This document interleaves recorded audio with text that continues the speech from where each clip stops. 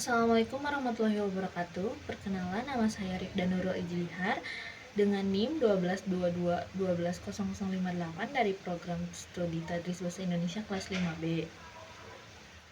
Tujuan saya membuat video presentasi ini adalah untuk memenuhi tugas ujian tengah semester pada mata kuliah pragmatik yang diampu oleh Bapak Ruli Agung Yudiantara dan Bapak Haji Fahri Hamdani. Selain itu, dengan adanya tugas ini, saya berharap akan mendapatkan lebih banyak pengetahuan yang berkaitan dengan pragmatik. Materi yang akan dibahas pada video ini yaitu pengertian linguistik, pengertian pragmatik, konsep tindak tutur, lokusi, ilokusi, perlokusi, dan prinsip GRIS. Masuk pada materi pertama yaitu tentang pengertian linguistik. Linguistik adalah ilmu tentang bahasa atau penyelidikan bahasa secara ilmiah. Definisi linguistik juga diungkapkan oleh Tarigan, yaitu seperangkat ilmu pengetahuan yang diperoleh dengan jalan penerapan metode ilmiah terhadap fenomena bahasa. Secara populer, orang asing menyatakan bahwa linguistik adalah ilmu tentang bahasa atau ilmu yang menjadikan bahasa sebagai objek kajiannya. Materi berikutnya adalah pengertian pragmatik. Pragmatik adalah cabang ilmu bahasa yang mempelajari struktur makna bahasa secara eksternal, yaitu bagaimana satuan kebahasaan itu digunakan dalam komunikasi. Materi berikutnya adalah konsep tindak tutur. Tindak tutur memiliki hubungan yang erat dengan kesantunan berbahasa. Tindak tutur adalah tuturan dari seseorang yang bersifat psikologis dan yang dilihat dari makna tindakan dalam tuturannya itu. Serangkaian tindak tutur akar membentuk peristiwa tutur, lalu menjadi dua gejala yang terdapat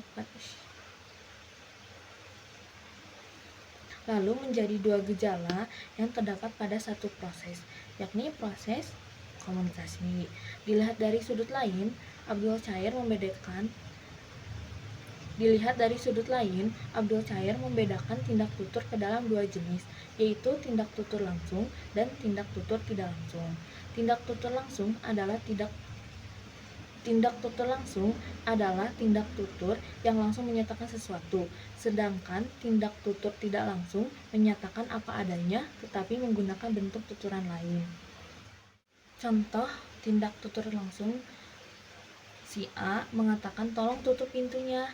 Di sini, si A langsung meminta si B untuk menutup pintu tanpa menggunakan ungkapan yang bersifat tidak langsung atau tersirat. Sedangkan contoh tindak tutur tidak langsung saat si A berkata dingin sekali di sini. Nah, di sini maksud si A sebenarnya adalah meminta si B untuk menutup pintu atau jendela, tetapi si A tidak menyatakan permintaannya secara langsung. B harus menangkap maksud si A dari konteks ucapannya. Materi berikutnya yaitu lokusi, ilokusi, dan perlokusi. Yang pertama ada tindak ilokusi. Tindak ilokusi adalah tindakan yang mengatakan sesuatu. Menurut Austin, tindakan lokusi menunjukkan bahwa idiom hanya mengatakan sesuatu, menyampaikan informasi, berbicara, dan bertanya. Tindak tutur lokusi selain menyatakan sesuatu juga menyatakan tindakan melakukan sesuatu. Ungkapan verbal mematuhi syarat, kebenaran, dan membutuhkan alasan atau perasaan dan acuan untuk dipahami. Rujukan tergantung pada pengetahuan penutur pada saat penceritaan. Pada hakikatnya dapat dikarenakan bahwa mengatakan sesuatu berarti melakukan suatu tindakan lokusi. Contohnya, saat si A berkata, hari ini akan hujan. Si A hanya menyampaikan informasi tentang cuaca, dan ini adalah tindak lokusi karena si A hanya sekedar menyatakan sesuatu. Tindak kedua adalah tindak ilokusi, yaitu tindakan melakukan sesuatu berdasarkan apa yang telah dikatakan. Ilokusi adalah apa yang dicapai dengan mengkomunikasikan maksud untuk mencapai sesuatu. Bahasa dapat mengandung kekuatan tertentu. Melalui bahasa, orang dapat menciptakan sesuatu yang baru, membuat orang melakukan sesuatu, dan mengubah situasi. Ilokusi tidak deskriptif dan tidak tunduk pada kondisi kebenaran apapun. Itu adalah untuk melakukan tindakan dengan mengatakan sesuatu. Dalam teori tindak tutur, istilah tindak ilokusi mengacu pada penggunaan bahasa untuk menyatakan suatu sikap dengan fungsi atau kekuatan tertentu yang disebut daya ilokusi. Dalam bahasa sederhana, daya ilokusi adalah maksud atau maksud penutur. Contoh ilokusi saat si A berkata, "Hari ini akan hujan, jadi jangan lupa bawa payung ya." Selain memberi informasi, si A juga bermaksud memperingatkan atau menyarankan si B untuk membawa payung. Ini adalah contoh tindak ilokusi.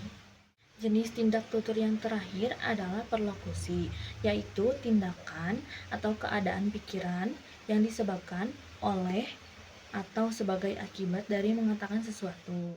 Contohnya, saat si A berkata, "Hari ini akan hujan, jadi jangan lupa bawa payung ya." Dan si B menjawab, "Oh baiklah, aku akan membawa payung." Efek dari peringatan A membuat si B memutuskan untuk membawa payung. Ini adalah contoh tindak perlokusi karena ada perubahan sikap pada si B. Materi yang terakhir adalah prinsip GRIS. Prinsip GRIS terbagi menjadi 4. Yang pertama ada maksim kuantitas. Maksim kuantitas ini mengharuskan setiap penutur memberikan kontribusi secukupnya atau sebanyak yang dibutuhkan lawan bicaranya. Penutur diharuskan tidak berlebihan dalam memberikan kontribusi dan sesuai kebutuhan lawan bicaranya. Contoh, Parita berkata, "Acaranya dimulai jam berapa?" Rora menjawab, "Jam 7 malam." Di sini Rora memberikan informasi yang cukup sesuai dengan pertanyaan tanpa menambahkan detail yang tidak perlu. Yang kedua, ada maksim kualitas. Berdasarkan maksim kualitas, penutur harus mengungkapkan hal yang sebenar-benarnya dan jelas serta tidak membuat lawan bicara bingung. Contohnya, Lisa berkata, "Apakah kamu yakin tempat ini buka hari Minggu?" Dan Jenny menjawab, "Setahuku, mereka buka setiap hari, tapi mungkin bisa kita cek lagi di internet." Di sini, Jenny memberi jawaban yang jujur dan menyertakan ketidakpastian dengan menambahkan "setahuku" dan "mungkin." Yang ketiga ada maksim relevansi. Berdasarkan maksim relevansi, penutur harus memberikan kontribusi yang relevan dengan situasi percakapan, tidak menyimpang dari apa yang sedang dibicarakan. Contohnya, Haruto bertanya, "Bagaimana proyek yang kemarin kita bicarakan?" Dan Jihon menjawab, "Proyek itu sudah berjalan dan kita akan mulai tahap berikutnya minggu depan." Di sini, Jihun memberikan informasi yang relevan dengan pertanyaan tanpa mengalihkan ke topik lain. Yang keempat, ada maksim cara. Maksim ini tidak lagi tentang apa yang dikatakan, tetapi cara atau hal-hal yang dikatakan. Setiap penutur harus berbicara dengan jelas dan tertib dalam memberikan informasi agar mudah untuk dipahami. Contohnya, Mark bertanya, "Di mana letak ruang rapat?" Dan Jeno menjawab, "Di lantai 3, belok kanan setelah lift, lalu lurus saja sampai ujung koridor." Di sini Jeno memberikan petunjuk secara jelas dan terstruktur, memudahkan Mark memahami arah yang diberikan.